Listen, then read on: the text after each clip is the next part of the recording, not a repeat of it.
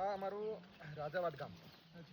આ ગામની અંદર તમે ખાલી અહીંયાથી જ થાંભલા તમે દેખી શકો. આ લાઈટો જાય છે ને, એ લાઈટો આટલું આ જે રસ્તો જાય ને ત્યાં સુધી લાઈટ, પણ એના સિવાયના પેલી બાજુ આખા ખરવા આવ્યા.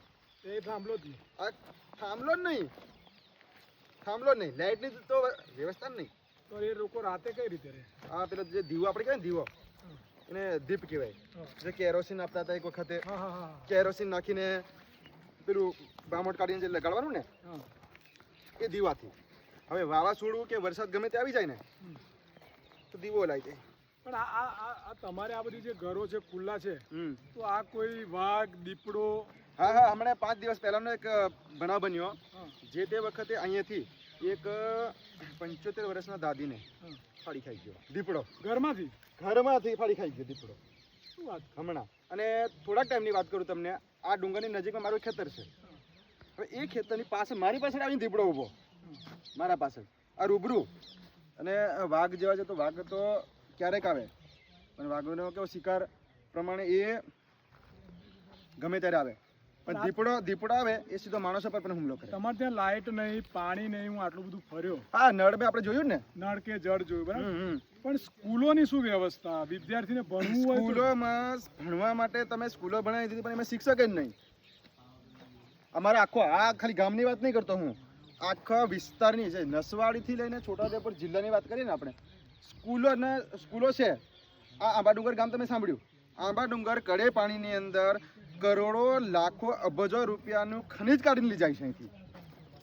કડે પાણી આંબાડુંગરમાં એશિયાનો સૌથી વધુ ફોસ્ફરસ ખરું છે, ફોસ્ફરસ જે મળે છે, એક ખટારાની કિંમત 1 કરોડ રૂપિયા છે. એક ખટારાની? હવ. હવે એ એક ખટારાની 1 કરોડ રૂપિયા છે. દિવસના એ લોકોએ 40 થી 50 ખટારા લઈ જાય. હું એવું કહું છું કે અહીંથી સ્કૂલ કેટલી દૂર છે? આ તો સ્કૂલ છે અહીંયા, આ સ્કૂલ આ દેખાય તાળવાની અંદર જ, આ જે તાળ દેખાય ને, તાળનું થાળ પેલું જે 40 કિલોનું સાડી દેખાતું એ સ્કૂલ. હવે એ આજુબાજુ કેટલા કિલોમીટર સુધીના છોકરાઓ આવતા? એમાં આખા ગામના આવે. ઓકે. કેટલા ધોરણ સુધી? 5 ધોરણ સુધી. પછી 5 પછી જવું પડે કવાંટ. અને બસની સુવિધા નહીં પાછું. બસ ગાડી કશું કોઈ સુવિધા નહીં. એ કેટલા ધોરણ સુધી? કવાંટ તો 12મા સુધી જવું પડે. પછી કોલેજ પણ ત્યાં જવું પડે. ઓકે. હવે અહીંયાથી જવું હોય, અમારા ગામે બસ જ નહીં આવતી. એ મેં જોયું, રસ્તો નહીં, બસ નહીં. બસ તો આવતી વર્ષોથી થઈ ગયા, અમારા ગામે બસ જ નહીં આવતી. તો આ વિકાસ જે છે માત્ર કાગળ પર જ બતાવી રહ્યા છે. અહીંથી બસ ખનીજ જોઈએ છે એમને. ખનીજ જોઈએ છે, પણ અહીં ઘડી જે ગ્રાન્ટનો ખજાનો છે એ બસ માટે, સ્કૂલ માટે, રોડ માટે, પાણી માટે, લાઇટ માટે નહીં આપવા. નહીં, બિલકુલ છે નહીં. અમે ભણ્યા છે, અમને ખબર છે. જે તે વખતે 1 થી 5 ધોરણની સ્કૂલ હોય અને અમને એક જ સાહેબાઈને ભણાવે 1 થી 5માં. હવે એ ભણાવે કયા ધોરણવાળાને? બધાને સાથે બેસાડે. હવે આંબાડુંગર કડે પાણી છે, એમાંથી કરોડો રૂપિયાનું ખનીજ કાઢીને લઈ જાય છે. આંબાડુંગરમાં સ્કૂલ જ નહીં, સ્કૂલ જ નથી. એ ગામના લોકો ક્યાં જાય? એ ગામના લોકો ભણતા જ નહીં. કેમ ન જાય? હવે મારે કવાંટ જવું હોય ભણવા માટે, એના માટે પૈસા જોઈએ, બસ જોઈએ. આ તમારા આ ગામમાં ભણેલા કેટલા યુવાનો હશે? ટોટલ યુવાનો કેટલા? આમ 500-600 ખરા? ના, યુવાનો ખરા. કેટલા ભણેલા કોઈ નહીં. અમારે 500ની વસ્તી છે અહીંયા ગામના. ઓકે. 500-600ની વસ્તી છે. એમના બાળકો સાથે ગણીએ તો 1000ની વસ્તી થાય બાળકો સાથે, પણ ભણેલા કોઈ નહીં.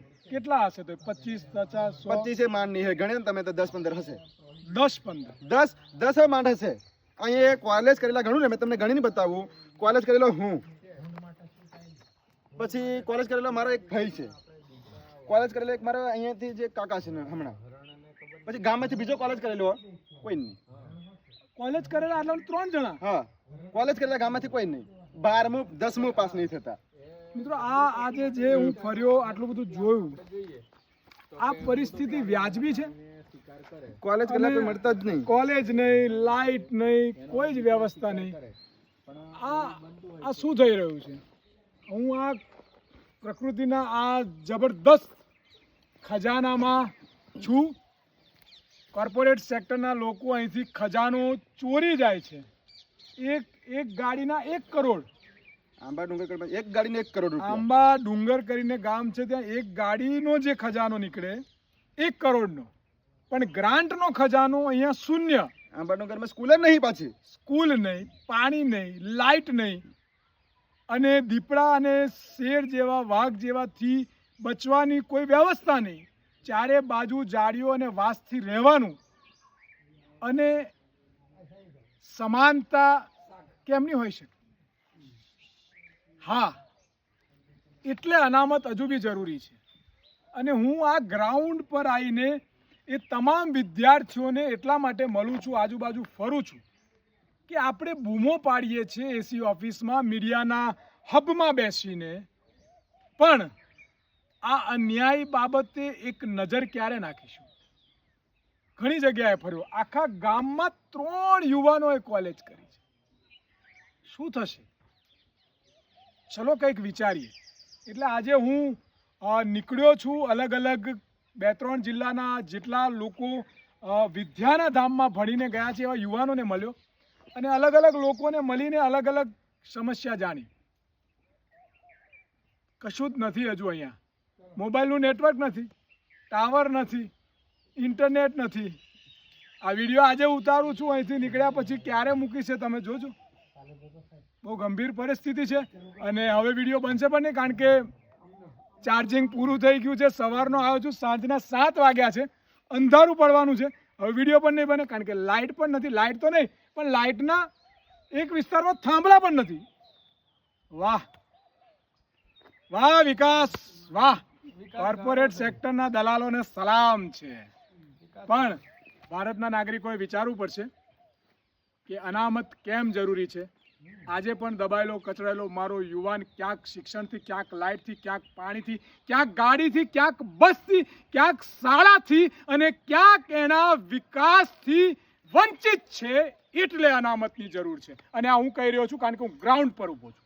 જાગવું પડશે મિત્રો, અને તમામ ભાઈઓને સાથે લઈને ખભાથી ખભો મિલાઈને એક ખુરશીમાં, એક થાળીમાં બેસાડવા પડશે. પછી 100% અનામત બંધ કરીશું. પણ ફિલહાલ શરૂઆત કરીએ આપણે દરેક જણ એકબીજાનો હાથ પકડીને નવા ભારત બનાવવાની. ભારત માતા કી જય, વંદે માતરમ.